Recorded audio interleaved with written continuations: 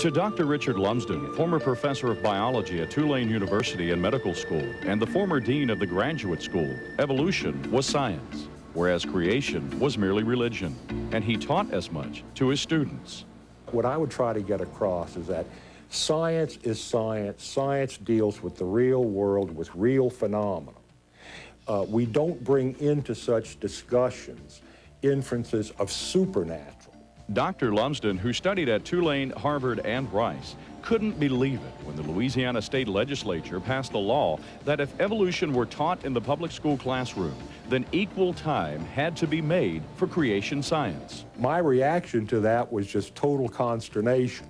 Who are these people telling us, PhD-level scientists, how to teach and what to teach regarding science? So I just thought the whole thing was just absolutely absurd. But it was not the energy of a supernatural nature.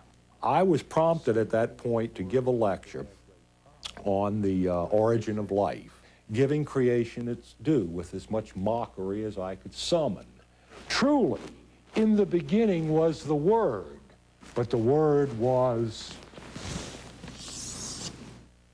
hydrogen. After that class, one of his graduate students came up to him and said, "Great lecture, Doc." Well, that got my attention. Flattery always did. And she said, "But I have some questions." And indeed she did. She had a legal pad, and I could see line after line after line after line. So they had an appointment, which ended up lasting longer than anticipated. The appointment also ended up changing Dr. Lumsden's life. Now, I'm not trying to challenge anything. I just want to get my science straight. That's fair enough. Okay. That's fair enough. Last month, you taught how mutations were genetic disasters. How by natural selection can they randomly produce new and better structures? That's a good question. Good question. I'll probably have to think more about that. Okay, well, aren't the odds of the random assembly of genes mathematically impossible? You've had your share of mathematics. Let's see if we can't figure that out. Not only were we talking about a mathematical impossibility, we were talking about a physical and chemical impossibility, which gave me pause. Genes, that might be 10 to the 200th, 10 to the... Those are pretty formidable odds, aren't they? Mm-hmm. But the fact remains is that we're here.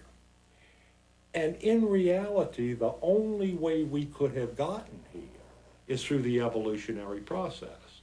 So the fact that we're here really proves evolution, doesn't it? And these are the events, molecular events, genetic events, that were mechanisms part and parcel of the evolutionary process. I could buffalo a student when I felt myself get a little bit in trouble, okay? I'd had a few years' experience at this, okay? It's a trade secret.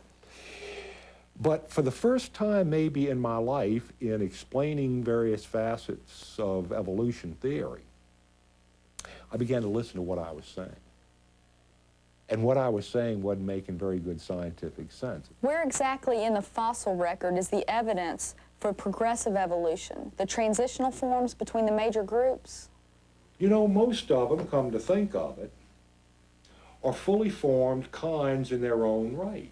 This conversation with the young lady went on for approximately 3 hours, during which time, again, we entertained these questions, and the whole time I'm answering, I'm listening to my own responses and trying not to betray this to the student.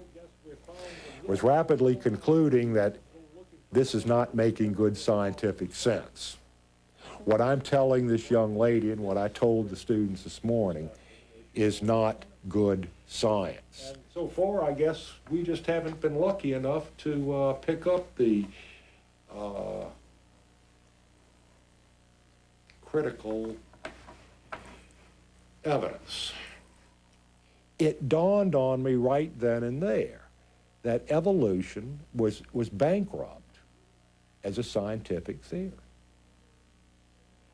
Well, if that were so, if life did not originate by a naturalistic, materialistic, spontaneous process, what was the alternative explanation?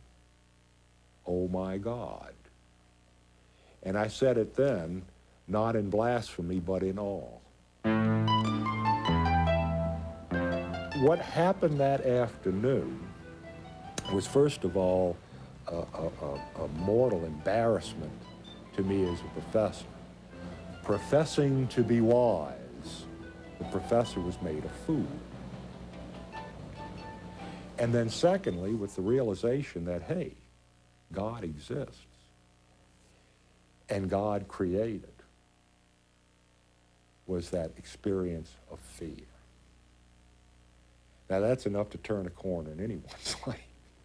After much study and soul-searching, Dr. Lumsden became a creationist first and then a Christian. One event led to the other, and the culmination was finding myself before saving altar, on my knees, at stiff-neck, broken, in obedience, asking Jesus to come into my life, to be my Lord and personal Savior. Today, Dr. Richard Lumsden, former evolutionary professor, is a committed creationist because of the scientific evidence. He has since openly debated evolutionists. He feels that in light of the great advances of science in the 20th century, evolution is no longer tenable. The evidence of science, the best in paleontology, the best in biochemistry, the best in genetics, and so on, is all compelling for creation. Creation theory does not rest on some purely metaphysical principles. It rests on the same science that evolution theory would rest on, except that the better explanation is creation, not naturalistic, materialistic, stochastic, or random evolutionary process.